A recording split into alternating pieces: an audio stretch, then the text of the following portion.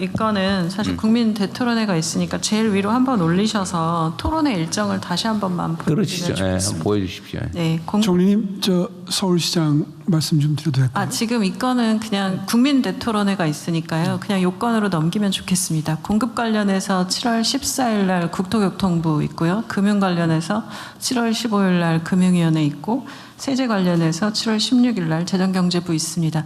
요건 관련해서는 국민 여러분들께서 정리 많이 참여하시고 의견 주시면 좋겠습니다. 시장님 주실 거는 서류로 받도록 하겠습니다. 예, 그러면 네, 방금 전에 이 부분에 대해서는 원안대로 접수하겠습니다. 총리님, 방금 전에 서울시가 준비한 보고서를 네네, 서면으로 정책실장님하고 국토부 장관님하고 부총님께는 전달을 드렸습니다. 네네. 오늘 뭐 발언 기회를 안 주실 것 같으니까 그 보고서 내용으로 그럼 대체를 하겠습니다. 네, 잘 네, 참고하겠습니다. 그 보고서 혹시 내시면 서울시의 재건축 재개발이 현재 어떻게 진행되고 있는지 지금 일반적으로는 공급 물량이 많이 부족하다고 하는데 왜 그렇게 됐는지 현황 보고도 좀 넣어서 해주십시오. 네, 들어 있습니다. 네. 네, 그러면 원안대로 접수하겠습니다. 붙여보고 있겠습니다. 먼저 부동산 정책 관련해서 국민 의견 수렴 계획에 대하여 재정경제부 장관, 국토부 장관, 금융위원장께서 순서대로 보고해 주시기 바랍니다. 예, 재경부 장관입니다. 국민들께서 공감할 수 있는 부동산 정책의 수립은 굉장히 이재명 정부에서는 중요하다고 생각합니다. 그래서 다양한 국민 의견을 폭넓게 수렴하고 그런 의견을 바탕으로 정책 방향을 결정하기 위해서 이번에는 그 국민들이 참여하는 어떤 의견 수렴 기회를 마련합니다. 추진 내용이 되겠습니다. 오늘, 내일, 모레에서 3일간에 주택 공급, 그러면 주택 금융, 부동산 세제 주제별로 3개 부처 장관 주재로 사전 토론회를 개최합니다. 이 토론회에는 전문가, 일반 국민들께서 참여하시고 자유토론으로 진행이 됩니다. 온라인으로도 국민들의 다양한 의견을 수렴합니다. 금일 오후부터 통합 웹페이지를 운영해서 국민들께서 다양한 의견을 이렇게 온라인으로 접수하실 수가 있겠습니다. 그리고 그 접수하는 데 있어서도 저희들 웹페이지를 주제별로 해서 구분해서 의견 수렴을 받아서 좀 편리하게 국민들께서 의견을 내실 수 있도록 하겠습니다. 그리고 재경부나 국토부 금융위 홈페이지에도 올리고 그다음에 SNS도 통해서 홍보를 하도록 하겠습니다. 금주에 이런 세 개 부처의 의견 수렴 절차를 거치고 나서 내주에는 대통령 주재로 대토론회를 개최하도록 하겠습니다. 그래서 나라의 주인과 함께 설계하는 대한민국 부동산 정책 청사진이라는 주제로 정부, 전문가들 그리고 일반 국민들이 참여해서 그 토론회에서는 사전 수렴, 의견 수렴한 결과에 대한 발표 그리고 분야별 전문가 자유토론 방식으로 진행을 하도록 하겠습니다.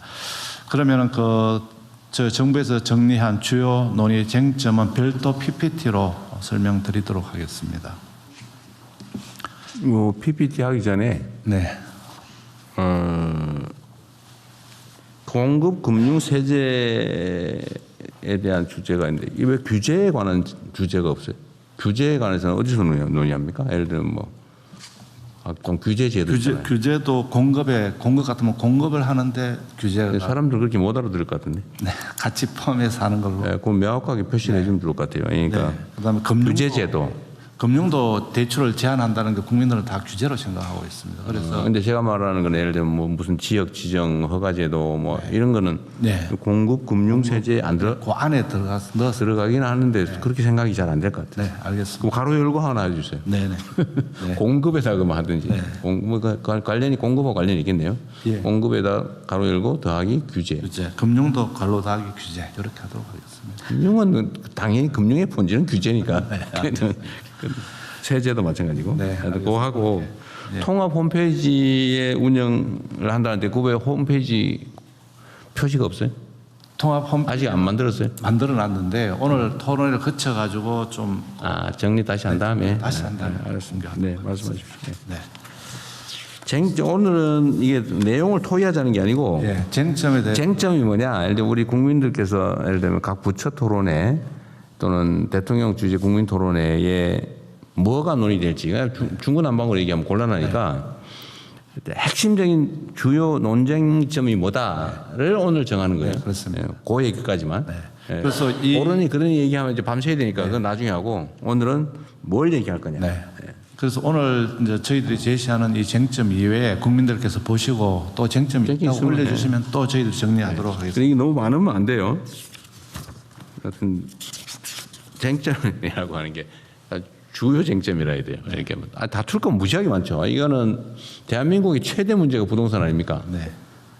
이게 워낙 복잡하고 또 예민하고 네.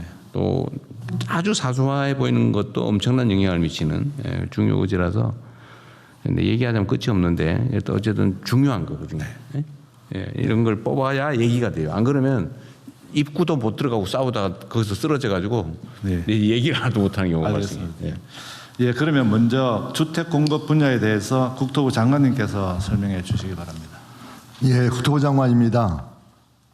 주택 공급 관련해서 크게 7가지 쟁점을 정리했습니다. 첫 번째로는 민간 재개발 재건축 활성화를 위한 규제 완화입니다.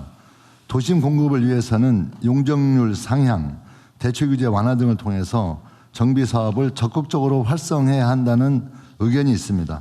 반면에 인근 지역 투기 수요를 자극할 수 있다는 점, 멸실되는 주택을 고려하면 순수하게 추가되는 공급 물량은 제한적이라는 점 등을 감안해서 신중 검토 의견이 있습니다. 두 번째로는 용산 국제업무지구 등 도심 유휴부지 활용입니다. 서울시가 용산, 여의도 등의 각종 지구 단위 계획을 통해서 주거 대책 없이 초고밀 업무시설을 공급하여 주거난 및 교통난 심화가 가중되고 있으므로 업무시설보다 주거시설을 더 적극적으로 확대해야 한다는 의견이 있습니다. 반면 서울의 국제도시로서의 유상을 고려해 국제 업무, 상업시설 등을 충분히 확보해야 한다는 의견도 있습니다. 세 번째로는 오피스텔, 도시형 생활주택 등 비아파트 신축 공급 활성화입니다. 무주택 서민들의 주된 주거 공간인 비아파트 공급이 매우 침체되어 있다는 점을 감안해서 아파트와 달리 비아파트에 대해서는 신축에 한해서 금융이나 세제 등 규제를 완화해야 한다는 의견이 있습니다. 반면 다주택 소유는 신축이나 비아파트 여부와 상관없이 예외 없이 규제해야 한다는 의견도 있습니다. 네 번째로는 도시 건축규제 유연화입니다. AI 혁명 등 시대 변화를 고려해서 공실 상가나 준공업지역 등을 주거 용도로 적극 전환해서 활용할 수 있도록 기존 도시의 건축규제를 유연화해야 한다는 의견이 있습니다. 반면 도심 난개발 방지를 위해서는 용도지역 등 기존의 규제 체계를 유지해야 한다는 의견도 있습니다. 다섯 번째로 공공과 함께 임대주택을 공급할 민간 임대주택의 공급 주체입니다. 일정 규모 이상의 법인을 중심으로 임대주택을 공급하도록 유도하여 기존 개인 다주택자를 대체하자는 의견이 있습니다. 반면 전월세 시장 안정을 위해서는 소규모 주택은 개인 임대도 일정 부분 역할을 할 수 있도록 제도를 설계해야 한다는 의견도 있습니다. 여섯 번째로 공공임대와 공공분야의 공급 비중입니다. 목돈을 들여 주택을 구입하지 않고도 장기간 안정적으로 거주할 수 있도록 공공주택을 임대 중심으로 공급해야 한다는 견해가 있습니다. 반면 내 집 마련 수요를 충족하고 기존의 주거사다리 체계가 작동할 수 있도록 분양 중심으로 공급해야 한다는 의견도 있습니다. 마지막으로 수도권 수요 분산입니다. 서울 내 주거 수요가 여타 수도권이나 지방으로 분산될 수 있도록 공공기관뿐만이 아니라 서울에 과도하게 집중된 민간 업무시설의 지방 이전을 유도할 필요가 있다는 의견이 있습니다. 반면 이전 부지에 대해 다시 주택이 공급되거나 글로벌 기업 본사가 들어올 경우에 수도권 집중 완화 효과가 크지 않다는 견해도 있습니다. 이상 주택 공급 분야 주요 쟁점을 보고드렸습니다. 네, 이게 어쨌든 국민들께서 좀 알기 쉽게 좀 표현을 하려고 노력하신 것 같아요. 예. 그래도 어렵네. 네. 예. 규제 완화를 통해서 집을 많이 규제를 용적률 이런 거 풀어주면 집이 더 늘어나지 않냐. 그런데 그렇게 하면은 집값이 폭등하는 원인이 된다. 네. 뭐 이런 거에 대한 논쟁거리군요. 네. 네, 어쨌든 요 관심 있는 분들께서는 요 얘기 말고도 공급에 관한 논쟁거리가 있으면 한번 제안도 해주시고, 그리고 이거 가지고 토론 주제하실 때 좀 참고하셨으면 좋겠는데, 이게 이제 의견이 갈리잖아요. 의견이 갈리면은 어떤 주장이 더 합리적인지의 판단은 일단 국민들께 맡기는데, 그러나 최종 결단은 결국 정부 책임자가 하는 거죠. 네, 그렇습니다. 네. 의견을 최대한 많이 들어본다. 네, 최대한 듣고 또 가능하면 그 합리적인 의견으로 결정하도록 하겠습니다. 그리고 결국 사실 상당 부분은 결단의 문제이긴 해요. 자, 그다음에 금융 분야. 네, 금융위원장입니다. 금융 분야 말씀드리겠습니다. 금융 분야는 크게 말씀드리면 기본적으로 필요한 부분은 좀 대출 규제를 완화해달라 이런 의견과, 지금 부동산 시장 안정을 볼 때는 현행을 유지해야 된다 아니면 더 강해야 된다 뭐 이렇게 크게 대립이 되고요. 뭐 영역 분야를 어디까지 볼 거냐 뭐 이런 분야가 가장 큰 골자가 되겠습니다. 세 가지 정도인데요. 첫 번째는 청년들 실수요자 지원을 위한 대출 규제 조정 및 정책 대출 확대 필요성 비슷합니다. 실수요자 내 집 마련을 위해 주담대 대출 규제라든지 정책 모기지 기준 조정 좀 풀어달라 이런 부분이 있고요. 반대로는 지금 주택시장 자극 우려가 있는데 현행을 유지해야 된다. 일부는 또 더 강화해야 된다. 뭐 이렇게 팽팽히 맞서고 있습니다. 두 번째는 전세 대출을 어떻게 볼 거냐입니다. 그래서 한쪽에서는 결국 이게 무주택자 자금 지원을 위한 거니까 이런 부분에 대해서는 손대지 말라. 뭐 이런 부분이 있고요. 결국 전세 대출이라는 것들이 전세 매매 가격 견인 효과를 통해서 갭 투자라든지 이런 걸 통해서 부동산 시장을 자극하기 때문에 역시 이런 부분도 규제를 강화해야 된다. 뭐 이런 의견들이 있습니다. 세 번째는 이주비 대출 규제 관련입니다. 정비사업 조합원들이 원활한 이주를 통해서 이렇게 되면 공급이 좀 더 확대되는 거 아니냐 이런 부분 좀 풀어달라 뭐 이런 부분이 있고요. 이것 역시 투기소와 연계되어 있기 때문에 이런 부분을 방지하고 정책 일관성을 위해서는 현행 기준을 좀 유지해야 된다. 뭐 이런 것들이 가장 주요한 의견들이 되겠습니다. 금융 분야의 주요 쟁점이 이것밖에 없어요. 생각보다 간단해 보이는데. 세부적으로 들어가면 복잡하겠죠. 네네 더 많은데 일단 여기서 네, 보고 의견은 계속 수렴하고 그렇게 하겠습니다. 네. 예, 다음은 부동산 세제입니다. 첫째, 부동산 세제 전반에 와서 좀 철학적인 문제입니다.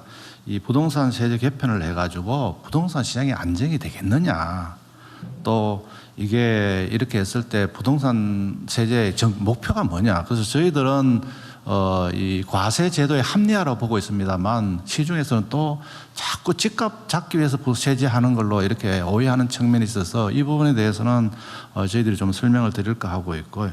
또 이렇게 세제를 올렸을 때 주택시장이 안정이 되냐 안 되냐 여기도 논란이 많은 것 같습니다. 그래서 저희들은 여러 번 말씀드리지만 세제라는 게 주택 가격을 안정화시키는 게 아니고 부동산 시장의 어떤 왜곡 또는 어떤 비합리적인 부분을 좀 이렇게 개선하는 측면의 세제를 운영하겠다는 말씀을 드리겠습니다. 그리고 또 이 부동산 세제를 개편하다 보면 임차인한테 전가가 된다. 그 소유주들한테 세금 부과해봤자 임차인한테 전가되면 임차인만 손해 보니까 이걸 왜 자꾸 건드리려고 하느냐 하는 그런 이슈가 있다고 보여지고요. 두 번째로는 이제 부동산 세부담을 왜 동일하게 하느냐. 지역은 죽겠는데 가격도 올라가지도 않고 계속 내려가는데 세금 내라 그러고 저 올라가는 지역이 좀 많이 거두고 좀 내려가는 지역은 좀 깎아주고 이렇게 좀 차등화해야 되지 않느냐 그런 의견도 있는 것 같습니다. 그리고 세제 시행에 있어서도 어느 날 느닷없이 하니까 나는 미리 보유세 강화한다 그러면 팔려고 나는 돈 낼 돈이 없어서 팔 기회를 줘야 되는데 느닷없이 어느 날 갑자기 딱 해가 정부가 갑자기 발표하고 또 시행을 또 한 몇 개월만 하다 보니까 준비가 안 된다는 그런 논란이 있다고 생각됩니다. 그리고 보유세 관련해서는 첫 번째 이제 부동산 보유세가 어느 정도가 적정하냐, 이제 재산세, 종부세를 포함해서 선진국마다 나라마다 다 역사에 따라서 다 다릅니다. 이제 그런데 한국은 그러면 얼마를 좀 해야지만 적정하느냐 하는 그런 이슈가 있고요. 그다음에 종합부동산세로 넘어와서는 왜 주택수가, 나는 주택수가 3개인데 하나에 1억, 1억, 3억이고 저 사람은 하나에 30억짜리 들고 있는데 왜 나는 다주택자라 그러고 저 사람은 1주택자라고 그러느냐 하는 이런 이슈가 또 제기가 됩니다. 그리고 실거주, 비거주, 다주택자인데 나는 내 집 하나 사가지고 50년 살았는데 저 사람은 집도 살지도 않고 하는 거 왜 똑같이 차별하느냐. 또 옆 사람은 집도 3채, 4채 들고 있는데 왜 차별? 나는 진짜 실소유 목적이고 나는 집 하나 사가지고 30년도 살고 내가 뭐 이 사이에 돈을 뭐 무슨 더 벌기 위해서 내가 뭐 한 게 뭐가 있느냐 하는 이런 주택에 가액으로 할 것이냐, 주택수로 할 것이냐. 또 이런 문제. 그리고 좀 전에 말씀드린 실거주에 대해서 이렇게 좀 어떤 비거주, 다주택들 어떻게 이걸 좀 조화롭게 차등화할 것이냐. 그리고 또 이렇게 하다 보니까 한 주택자만 하다 보니까 또 주택 간에도 또 고가 주택은 왜 이래 또 세금이 또 낮느냐. 20억 뭐 짜리, 200억짜리, 300억짜리 들고 있는 사람도 세금 낮게 받고 나는 그냥 한 10억짜리 들고 있는데 왜 이래 세금이 높다냐 하는 그런 이슈가 있습니다. 얼마를 초고가 주택으로 볼 것이냐는 이슈. 그 다음에 종합부동산세는 이 부동산에 대해서 세금을 거두는데 왜 엉뚱한 데 쓰느냐. 좀 주택을 늘린다든지 이 주택 임대차 시장을 어떤 뭐 개선한다든지 이런 데 좀 써야 되지 왜 다른 쪽에다 쓰느냐 하는 그런 이슈가 있다고 보여집니다. 다음 쪽입니다. 양도세입니다. 양도세 같은 경우도 장기 보유 특별 공제에 있어서 실거주한 사람은 내가 오래 실제 거주해서 장기로 이렇게 이제 혜택을 받아야 되는데 비거주하는 경우 어떻게 똑같을 수 있느냐 하는 그런 이슈가 있고요. 그다음에 또 초고가 주택은 장기 보유 특별 혜택을 80% 해주다 보니까 그 양도 차익에 대해서 너무 80%를 빼주고 나니까 세금을 좀 적게 낸다는 그런 또 얘기도 있습니다. 그리고 양도세 자주택자 중과 제도를 좀 너무 갑자기 이렇게 폐지하다 보니까 8개를 놓쳐가지고 또 한다는 그런 유지의 필요성도 제기가 있고요. 특히 고령자들 같은 경우는 나는 지금 들어오는 세금, 수입도 없고 지금 집 하나 들고 가지고 20년, 30년, 40년 살았는데 여기다가 양도세 다 하고 나서 다른 데 가려고 그러면 집 하나 양도세 나오고 나면은 집도 못 사고 전세 자금 구하는데도 그렇게 넉넉하지 않다 이런 주장. 그리고 장기 거주자, 아까 말씀드린 장기 거주자에 대한 혜택은 있어야 되는 거 아니냐. 그리고 지방 이전으로 내가 수도권을 좀 벗어나서 지방으로 가려고 하면은 좀 인센티브를 줘야지 내려가지. 그렇지 않고 뭐 인센티브 없으면은 수도권에 계속 살려고 하는 이제 그런 부분에 특례 필요성도 얘기가 되고 있습니다. 그리고 보유세 관련해서는 양도세를 올리면은 보유세를 올리면은 좀 양도세는 깎아줘야지 되지. 보유세도 올리고 양도세도 올리고 하면 내보고 죽으란 말이냐. 나를 어떻게 하는 말이냐. 나는 모르겠다. 뭐 이런 식도 얘기도 나오고 있습니다. 그리고 취득세 관련해서도 좀 작은 주택, 서민 중산층 이런 쪽은 좀 대폭 인하해주고 또 자주택자라든지 또 고가주택 같은 경우는 조금 높여서 차등화해야 되지 않느냐 이런 쟁점이 있습니다. 그래서 저희들은 최대한 많이 이렇게 쟁점을 뽑았다고 생각합니다만 추가적으로 의견을 더 주시면은 더 넣어서 하도록 하겠습니다. 우리 부총리님 말씀 들어보니까 예. 요 얘기하는 데서 약간의 그 한쪽 편중이 있는 느낌. 그렇습니까? 아닙니다. 저는 본인의 노후를 대비한 뭐 그런 감정이 약간 한쪽에 들어있는 느낌이 싹 들었어, 그죠? 좀 느껴집니다. 아닙니다. 저는 공정하게. 사람이 그런 게 없을 수가 없죠. 아, 나도 집 하나 있는데 나중에 어떡하지? 뭐 그런 게 살짝 느껴졌다고 말이에요. 아이고 죄송합니다. 어쨌든 이런 쟁점이 이렇다 그런 얘기죠. 주요 쟁점이니까. 근데 저기 나중에 우리가 한번 해볼 건데 내가 제일 궁금한 게 그런 거 하나 있어요.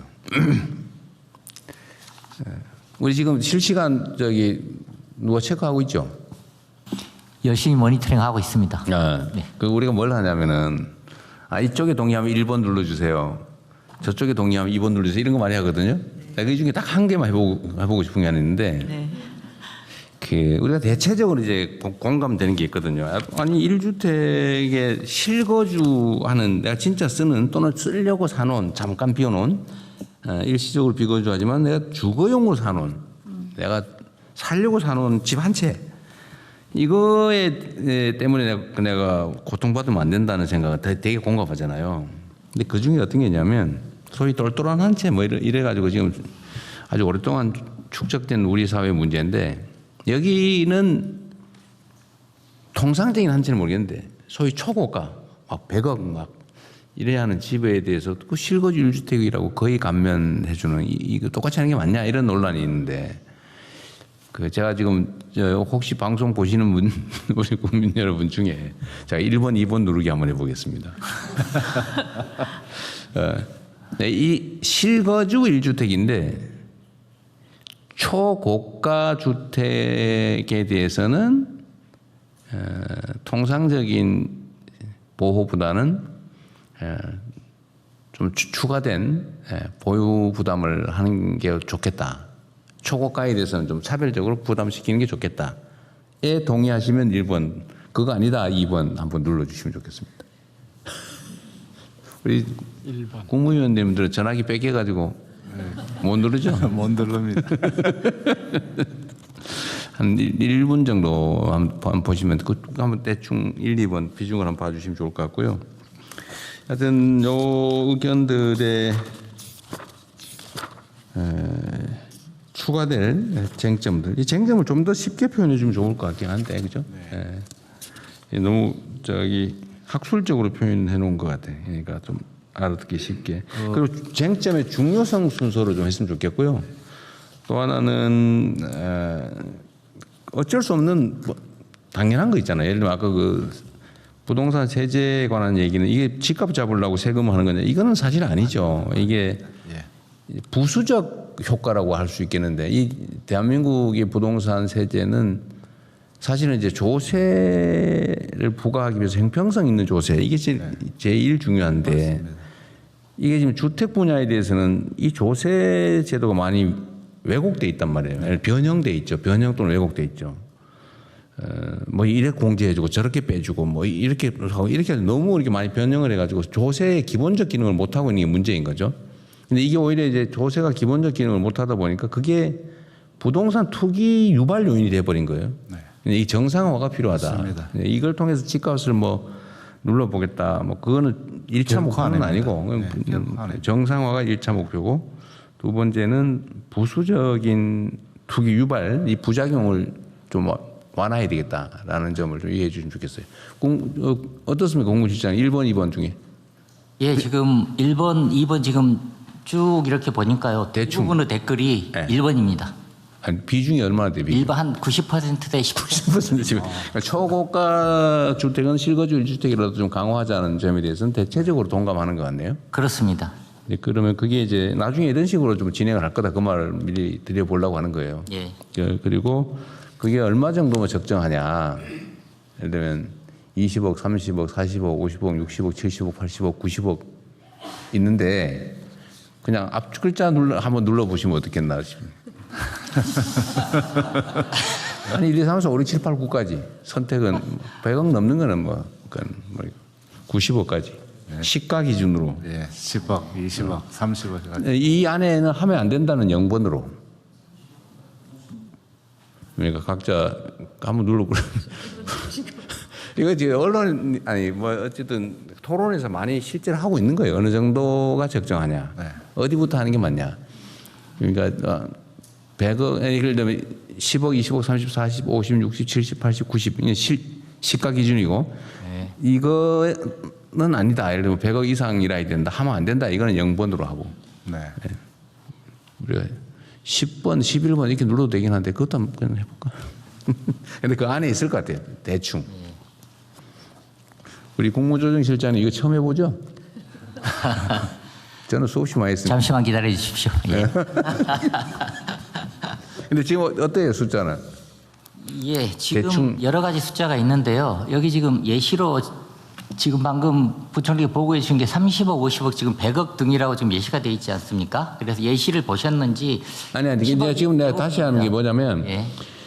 초고가 주택에 추가 부담을 해야 된다는 건 대체적으로 의견이 예. 모아지는데 예. 이걸 얼마 이상을 초고가로 해서 추가 부담을 시킬 거냐. 10억 이상 그렇습니다. 시가 기준으로 20억 예, 이상, 예. 30억 이상 한- 이거를 1, 2, 3, 4, 5, 6을 하자 이 말이죠. 10억은 1, 일반. 50억은 5, 70억은 7, 60억은 6 이렇게 하자 그 말이죠. 예, 그런데 지금 1, 2, 3, 4, 5, 6, 7 이런 정도까지는 안 되고 대부분이 숫자를 써주셨는데요. 30억 써주신 분들이 많아요. 아, 금액으로 썼어요. 예, 예. 제가 좀 30억 그렇게 시가기 예시를 하다 보니까 예. 아, 이걸 보고 네, 그런 거. 대통령 말을 더 중시해야지. 확실히 30억 정도더라. 예. 그래도 너무 가혹한데? 30억이면은 현재 공시 기준으로 하면 10매덕밖에 안 되는 거 아닌가요? 공시로 하면 20억이고 이제 과세 기준으로 하면 10매덕밖에 안 되는 거 아니에요?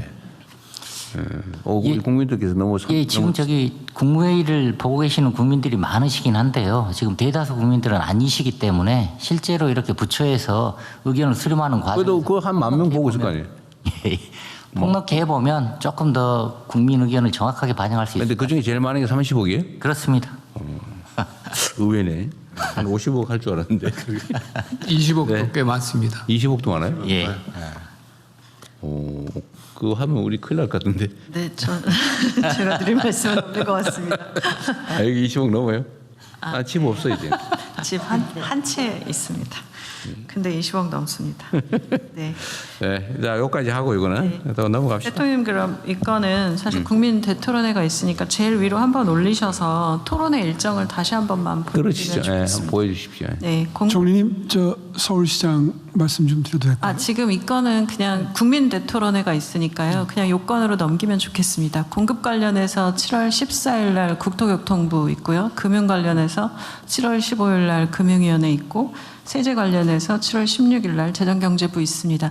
요건 관련해서는 국민 여러분들께서 정리 많이 참여하시고 의견 주시면 좋겠습니다. 시장님 주실 거는 서류로 받도록 하겠습니다. 예, 그러면 네, 방금 그러면 전에 이 부분에 대해서는 원안대로 접수하겠습니다. 총리님, 방금 전에 서울시가 준비한 보고서를 네네, 서면으로 정책실장님하고 저 국토부 장관님하고 부총님께는 전달을 드렸습니다. 네네. 오늘 뭐 발언 기회를 안 주실 것 같으니까 그 보고서 내용으로 그럼 대체를 하겠습니다. 네, 잘 네, 참고하겠습니다. 그 보고서 혹시 내시면 서울시의 재건축 재개발이 현재 어떻게 진행되고 있는지 지금 일반적으로는 공급 물량이 많이 부족하다고 하는데 왜 그렇게 됐는지 현황 보고도 좀 넣어서 해주십시오. 네, 들어 있습니다. 네. 네, 그러면 원안대로 접수하겠습니다. 다음은 대통령님 나토 정상회의 참석